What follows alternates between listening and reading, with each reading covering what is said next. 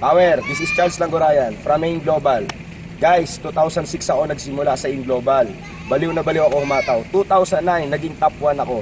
May isa akong nagiging audience na umattend, Cunita Astrodome, na nanggigil, na excite sa mga sinabi ko. Alam mo, yung taong yon hindi ko dati na-met, hindi ko siya nakikita dahil kakasimula niya lang. Ang nagiging isip niya, 2009, aabutan ko pa kaya yung mga tao to?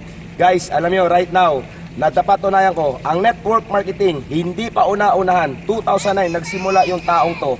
Baliw na baliw dati sa akin, pero right now, ako nababaliw sa resulta niya. Grabe to. El Nitare, mag-message ka. Pasok! Okay, good morning.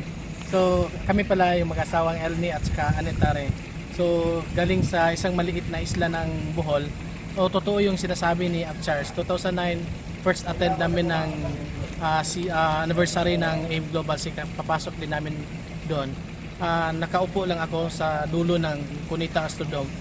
Nanood sa kanila, nag-share siya, umakyat top 1, first nagtanggap ng profit sharing. So, nasa isip ko noon, kasi bago kami, first time din namin nag-network marketing. Hindi namin talaga alam yung network marketing.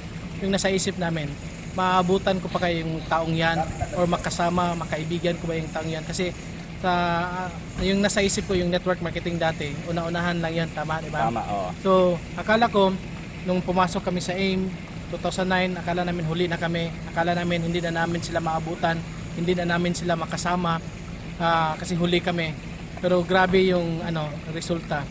After 6 years namin na ginawa yung AIM, kahit hindi kami nakasabay sa kanila kasi sa 8 years na sila, hindi namin akalain na dumating yung panahon na sila din nakasama namin, nakaibigan namin, halos magkakapatid kami, na yung mga taong hinahangaan namin dati na hindi namin akalain na makasama namin, ito na, kasama na namin sila, tinuturuan nila kami. So ibig sabihin pala, dito sa network marketing, hindi ito una-unahan. Depende lang kung yung pangarap mo, pinagpaglaban mo na kukunin at kukunin mo siya at hindi ka titigil hanggang makukuha mo siya. So, nung bago pa kami sa AIM, wala kaming upline pa, nagtuturo sa amin. Wala pa kaming upline na nag-train sa amin. Kaya lang, ang pinagnindigan lang namin na kung sino pa, sinong tao, na walang tao na pwedeng makatulong sa amin na makukuha yung pangarap namin, kundi kami-kami lang din. So, yun lang. Nandito sila sa Bohol ngayon, sobrang tuwa namin. Kasi yung mga taong nag-inspire sa amin dati, ito kasama na namin, nakikita nila yung bunga ng inspirasyon na dulot nila sa amin noon at ngayon, nandito na kami ngayon. Dahil sa mga taong ito, pati si Idol Janwe, nung sumabog yung pangalan niya sa AIM, iniidolo ko na din siya na kahit na lang magkaibigan na kami or magkamayan ko lang yung mga taong ito. Ngayon, hindi lang nakamayan, pwede mo pa silang yakapin. Guys, Una-una sa AIM Global, walang nahuli. walang bago. Bago ka man sa networking, basta sa AIM Global ka, kaya mo magkaroon nito. Guys, AIM Global, binago na yung sistema. Walang pagalingan dito, pasipagan dito, at depende sa paniniwala mo. Kaya tingnan mo, yung dalawa kong kasama, puro new blood to. Isipin mo na lang, milyon-milyon kinikita monthly.